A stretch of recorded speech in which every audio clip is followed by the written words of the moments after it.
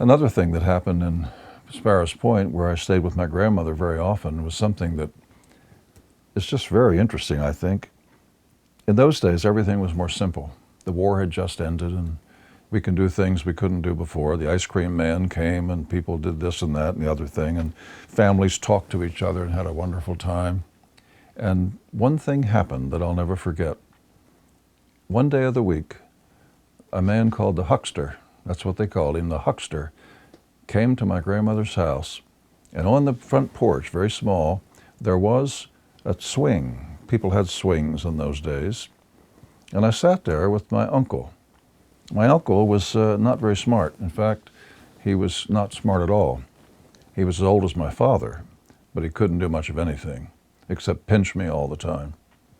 But every day when this guy came, the huckster, he would walk up to the front door and look through the screen at my grandmother, and he would reach up behind his ear and get a pencil, and he would lick it, and he would start writing on a piece of paper, and he would say to my grandmother, "What would you like today?" And he would write it.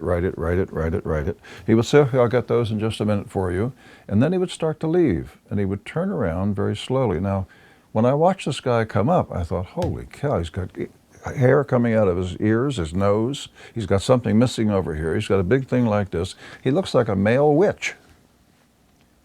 And he started turning as he was going to leave, and he went very slowly. And he looked over at me, and he said, "Boy, are you being good?" "I don't know. I don't know what you, I don't know." And he said, "Because, boy, if you're not good, I'm going to put you in the bag." Put me in the bag. I sat there almost wetting my pants.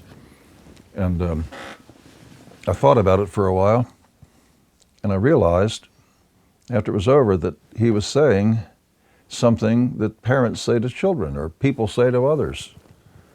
And he said, "I'll put you in the bag." It scared the heck out of me. I thought, what kind of bag was it? Was it this or that or other bag? Probably it was that stuff that people get put on and it scratches them all over. But what it is becomes something in the church.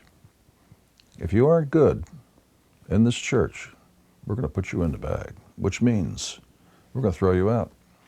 You don't belong here. My grandmother came out and said, "What happened?" I said, "I don't know. I don't know." And that was the end of that.